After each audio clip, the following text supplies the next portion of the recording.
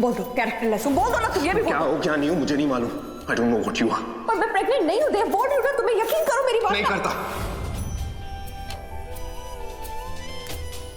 You know what वृंदा, मेरे लिए सबसे ज्यादा इंपॉर्टेंट है मेरे परिवार की इज्जत, पारेख परिवार की इज्जत। उसका तमाशा नहीं बनने दूंगा।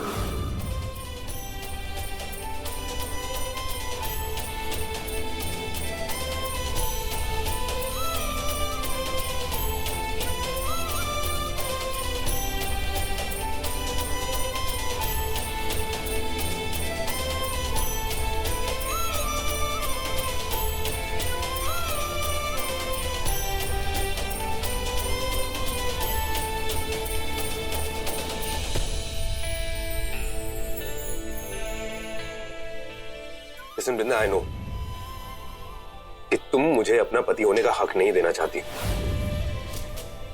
उसका कोई जरूर रीजन तो है।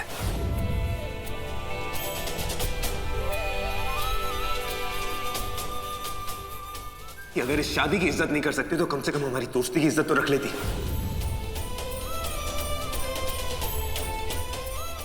आज समझ में आया मुझे कि प्यार को दर्द क्यों कहा जाता है, एक सजा क्यों कहा जाता है।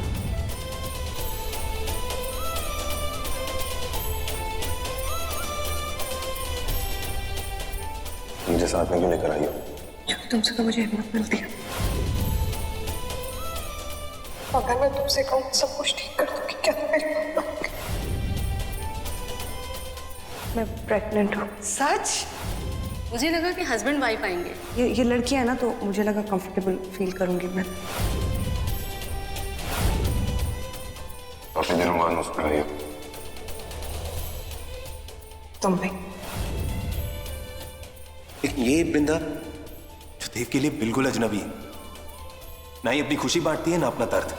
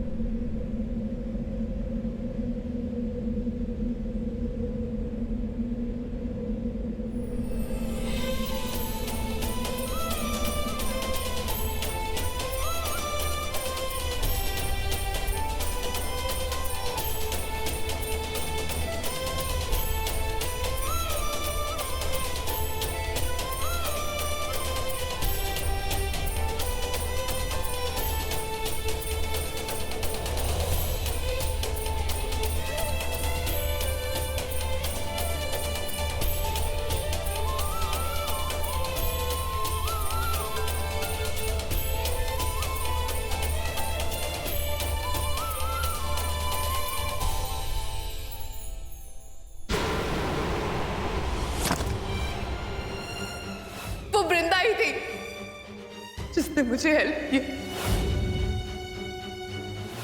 और जब मैं डिलीवरी के बाद वापस घर पे आई तो वो वृंदा थी जिसने इस बच्चे का ध्यान रखा एक मां की तरह।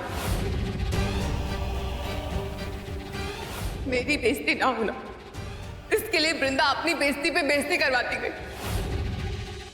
हो गया ना काम। मुझे पता था मुंह दिखाई पे वृंदा की मुंह छुपाई का काम होगा। देखा, मुझे पता था मेरा प्लान काम आएगा।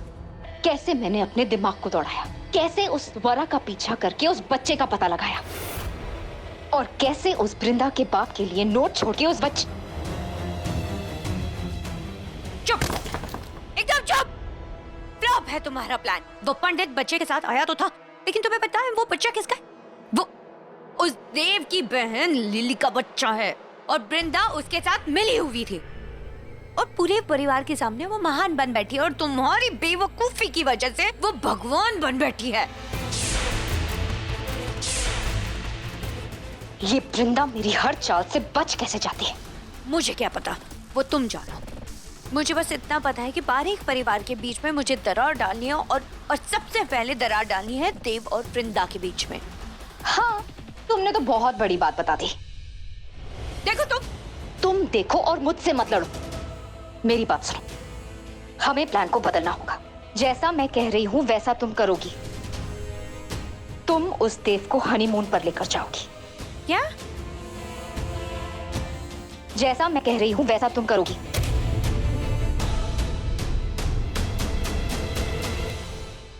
क्योंकि मुझे पता है, जैसे ही तुम उस देव को हनीमून पर लेकर जाओगी, वो वृंदा वहां जरूर पहुंचेगी उसके पीछे, और तब मेरी चाल कामयाब हो जाएगी, क्योंकि मैं उस देव के सामने वृंदा की पोल को खोल दूंगी। इसलिए जा और जाके अपना हनीमून मना। ओह माय गॉड, मेरा honeymoon? I am very excited.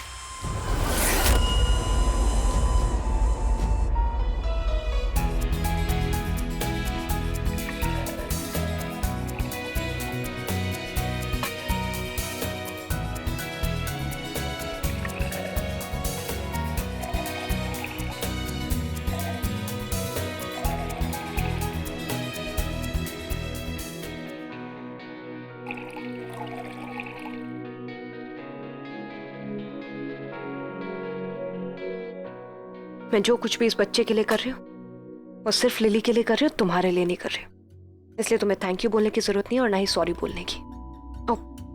तुम कहाँ से सॉरी बोलने लगे? स्पेशली ये नया देव, ये तो कभी भी तुम्हें समझेगा नहीं, जैसे तुम मुझे कभी नहीं समझी। Yes Vrinda, you don't know me. मैं पुराने देव को जानती थी ना नए देव को जानती हूँ। तुमने कभी मुझे नहीं समझा, कभी मेरा भरोसा नहीं किया। अरे तुमने तो कभी मुझे ये तक नहीं बताया कि तुम मेरे लिए क्या फील करती हो, फील करती भी हो या नहीं। मैं खुद नहीं जानती। What? Listen. Say it aloud and say it on my face. मैंने कहा मैं खुद नहीं जानती मैं क्या फील करती हूँ तुम्हारे लिए। हाँ, बस इतना जानती हूँ तुमसे नफरत करना चाहती हूँ, और है भी। पर फिर भी देखो ना, मैं यहाँ तुम्हारे घर में, तुम्हारे किचन में, तुम्हारे मुंह के सामने। So yeah, I know it's frustrating, but मुझे नहीं पता, मुझे कुछ नहीं पता। Yeah, I got it. नफरत दिखा नहीं पा रही हो ना ठीक से, लेकिन मेरी तरफ देख के बात तो कर सकती हो ना। Look at me. देव, मुझे नहीं Please look at me ना। देव, नहीं देखना मुझे। क्यों? क्या हो गया? ऐसा क्या है तुम्हारी आंखों में? तो अगर मुझे दिख गया तो प्रॉब्लम हो जाएगी। Tell me. Look at me ना।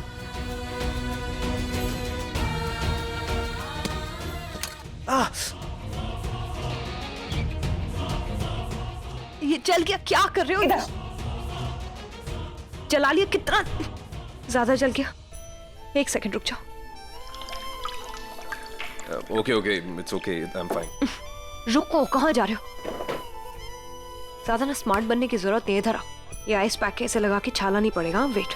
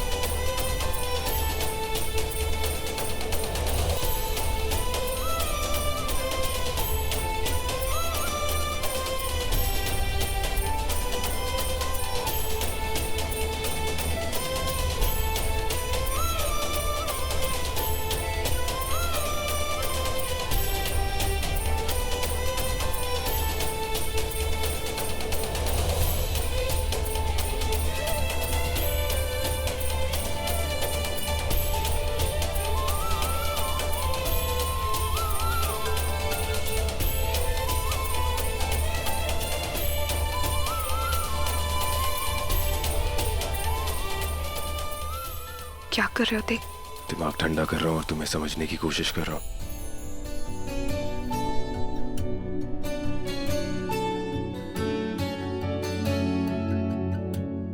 पहला काम तो आसान है, पर दूसरा तुम्हारे बस की नहीं है। मैं जो बात करने आया था वो कह देता हूँ। तुमने लिली के लिए जो कुछ भी किया है वो तुम्हारी जगह कोई और होता तो शायद कभी नहीं कर पाता, इसलिए आई एम रियली थैंक।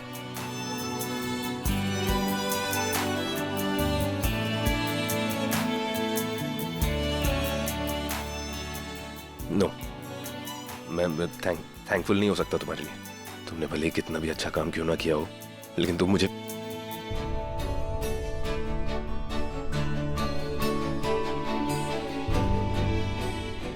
इसलिए मैं कभी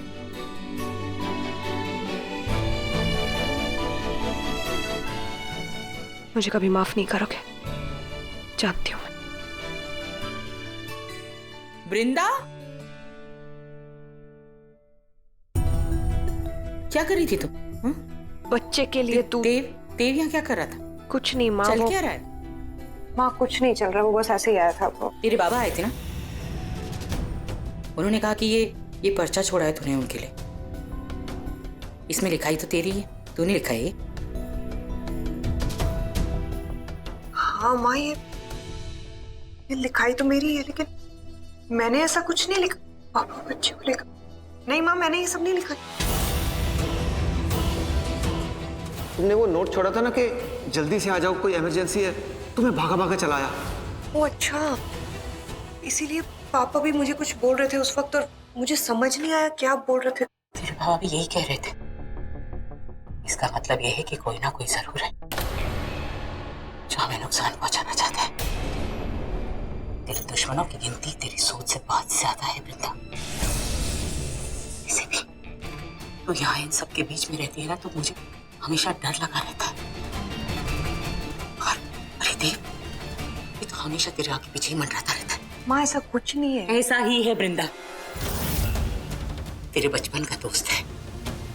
कहीं ऐसा ना हो कि तेरा दिल उसके सामने हार मान जाए और उसने जो किया है ना, उसका खून तू माफ कर दे। ऐसा नहीं होगा माँ, ऐसा कभी नहीं हो सकता। ऐसा होना भी नहीं चाहिए। तू यहाँ एक मकसद से आई है, उस मकसद को अंजाम तक पहुंचाना होगा और जल्द ही पहुंचाना होगा। जल्द करूंगी।